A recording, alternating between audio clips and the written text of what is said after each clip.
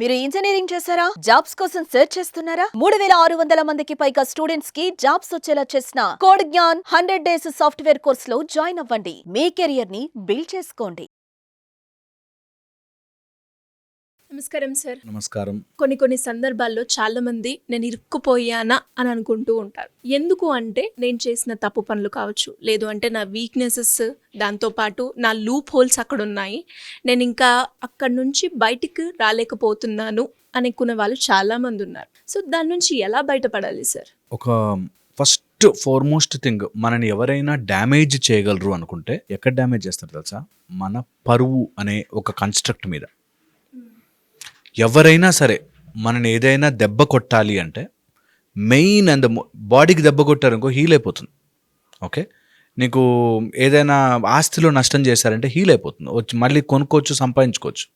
But ఎవరైనా నిన్ను damage చెయ్యాలి అనుకుంటే నీకంటూ నువ్వు ప్రొజెక్ట్ చేసుకున్న పరువు, ఈ కాన్సెప్ట్ బాగా ఎక్కించుకోవాలి. అంటే లేదు, ఉందని అనుకున్నావు, ఆ అనుకున్న దాన్ని నీ దెబ్బ కొట్టడానికి ఎవడో వస్తాడు.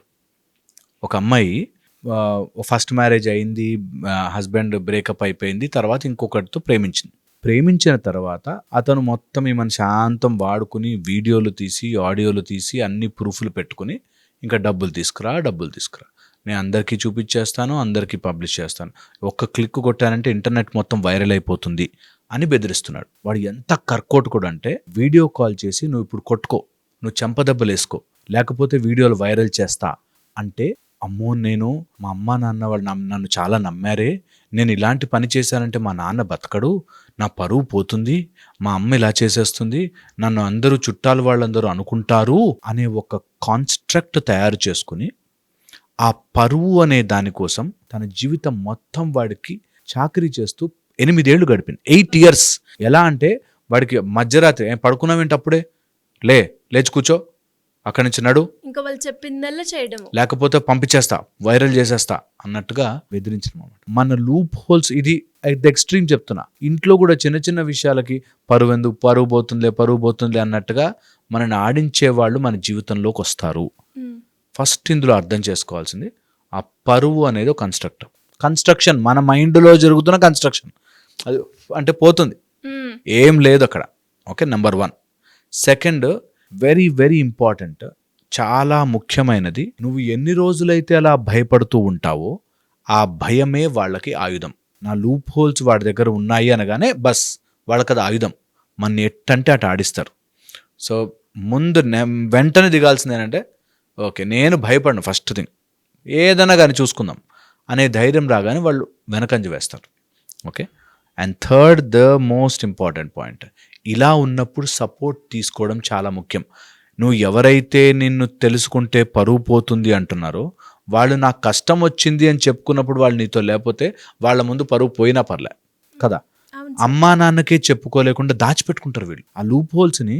అమ్మో నేను ఒక అబ్బాయికి ఫ్రెండ్ ఎవరో సిగరెట్ ఇట్లా ఇచ్చి, చిన్నపిల్లడు వాడు, ఇంకా ఇంటర్మీడియట్ కూడా, సిగరెట్ ఇచ్చి ఇట్లా పెట్టాక ఆ ఫోటో వాళ్ళకి నాన్నకు చూపిస్తారని బెదిరించి ఇంట్లో దొంగతనాలు చేయించాడు. మా నాన్నకు తెలిస్తే చంపేస్తాడని చెప్పి అన్నీ చేశాడు. ఇంకా అన్ని వేస్ట్ పనులన్నీ చేశాడు, అన్ని వేస్ట్ పనులు, జస్ట్ బికాజ్ ఆ ఫోటో చూపిస్తా అన్నాను. సో వెరీ ఇంపార్టెంట్, అలా ప్రాబ్లం ఏదైనా ఫేస్ చేయగానే, తప్పు చేసినా సరే ముందు వెళ్ళి తల్లిదండ్రులకి లేకపోతే నీకంటూ సపోర్ట్ ఇచ్చే వాళ్ళకి చెప్పాలి.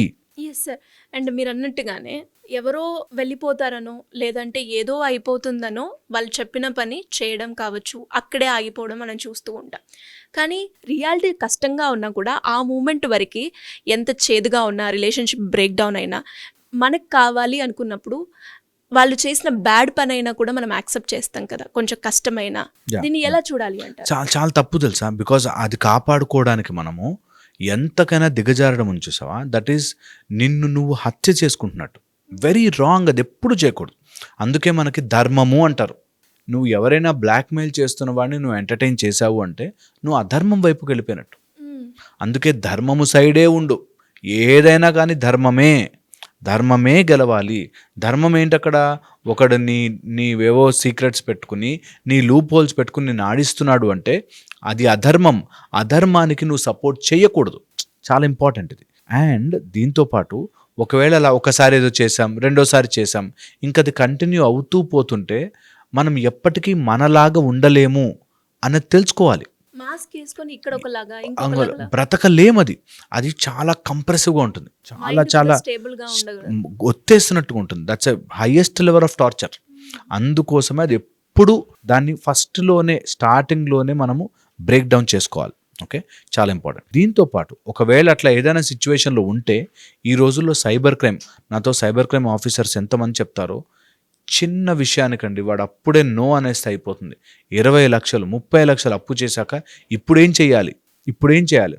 ఒక అమ్మాయి అబ్బాయి మ్యారేజ్ చేసేసుకుని, ఏదో గుడికి వెళ్ళి మ్యారేజ్ చేసేసుకుని, చదువుకున్న పిల్లలు మ్యారేజ్ చేసేసుకుని బేబీ కనేసి, అది కూడా ఇంట్లో తెలియకుండా బేబీ కనేసేసి ఎప్పుడైనా చెప్దాం. ఇన్ని రోజుల్లో ఏదో ఎప్పటికైనా తెలియాల్సిందే కదా. అది ఫస్టే చెప్పుకుంటే చాలా సేవ్ అయిపోతుంది.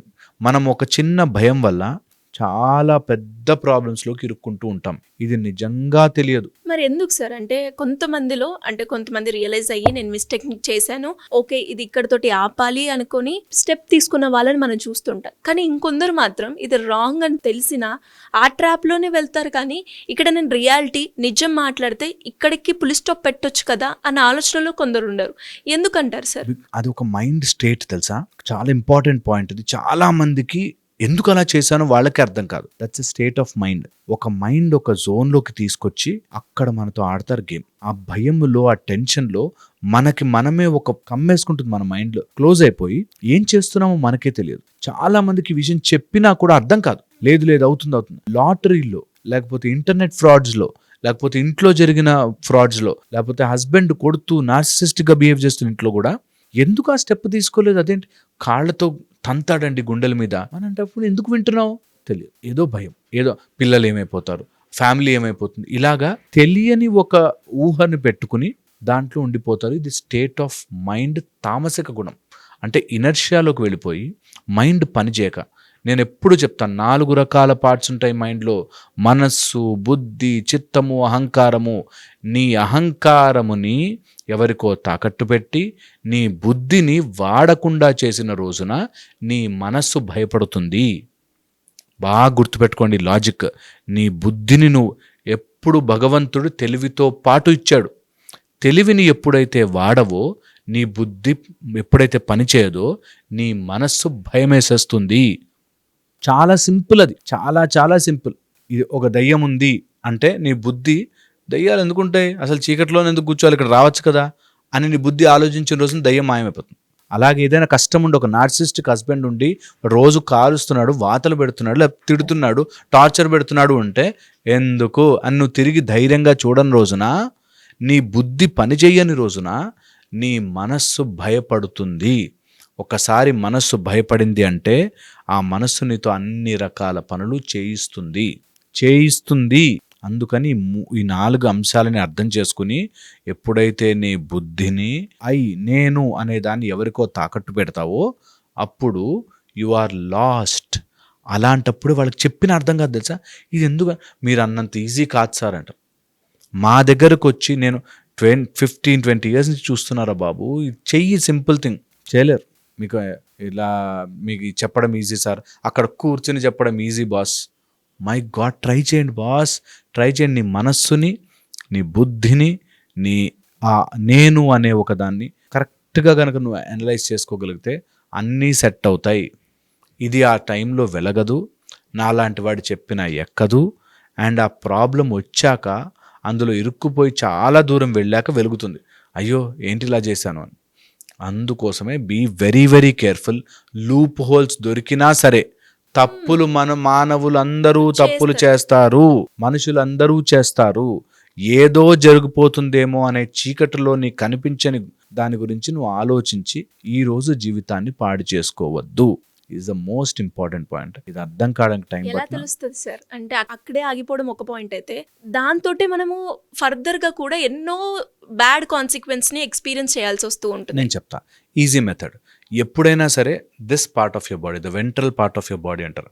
అంటే ఈ లోపల సైడ్ ముడుచుకుని ఉన్నప్పుడు ఆర్ కుంచుకుపోయిన పారాసింపాథెటిక్ సిస్టమ్ యాక్టివ్ లేనప్పుడు మనము ఆవేశంలో చాలా తప్పులు చేస్తాం. ఇది యాక్టివ్ చేసుకోవాలంటే నేను చెప్పే మెథడ్స్ ఫాలో అవ్వండి. కోల్డ్ వాటర్తో ఫేస్ కడుక్కోండి. ఎప్పుడైనా ఇట్లా దాంట్లో ఉంటే నేను కరెక్ట్ ఆలోచిస్తున్నానా లేదా, కోల్డ్ వాటర్తో ఫేస్ కడుక్కోండి, లేదా ఒక ఐస్ క్యూబ్ తీసుకొని మొహాన్ని అంతా రుద్దుకోండి. ఓకే, ముందు మేల్కొనండి. Okay, first. సెకండ్ వచ్చేసి ఎంత కుదిరితే అంత ఒక గుడి దగ్గరికి వెళ్ళి ఒక చిన్న దీపం పెట్టుకుని, ఒక ఆవు నెయ్యి దీపం పెట్టుకుని కూర్చుని see what is stopping you. మీకే తెలుస్తుంది మీ ఆలోచనలో ఉండే ఏదో దాన్ని బతికించడానికి మీరు బాధపడుతున్నారు. మీ ఆలోచనలో ఉండే ఏదో, ఒక ఆమె తన్నులు తింటూ ఉంటుంది, హస్బెండ్తో కొడుతూ ఉంటాడు, వాడు తాగేసి వస్తాడు, ఏ పని చేయడు.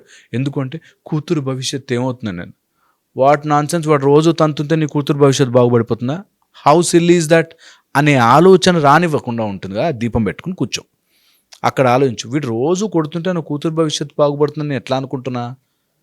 పోనీ కూతురు భవిష్యత్తు బాగుందనుకో, నా 18 ఏళ్ళ 20 ఏళ్ళ జీవితం తాకట్టు పెట్టే కూతురు భవిష్యత్తు ఏంటి అని ఆలోచించుకోవడం వస్తుంది గుడి దగ్గర కూర్చుంటే. అండ్ హనుమంతుల వారిని పట్టుకోండి, భద్రాంజనేయ స్వరూపాన్ని పట్టుకోండి, మిమ్మల్ని భద్రంగా కాపాడి బయటకు తీసుకొస్తాడు. భద్రాంజనేయ ఉపాసన చెయ్యండి, బయటకు వస్తారు. Thank you sir. Hope that. Thank you so much. Suman టీవీలో మీ పర్సనల్ అండ్ బిజినెస్ ప్రమోషన్స్ కోసం కింది నెంబర్కి కాంటాక్ట్ చేయండి.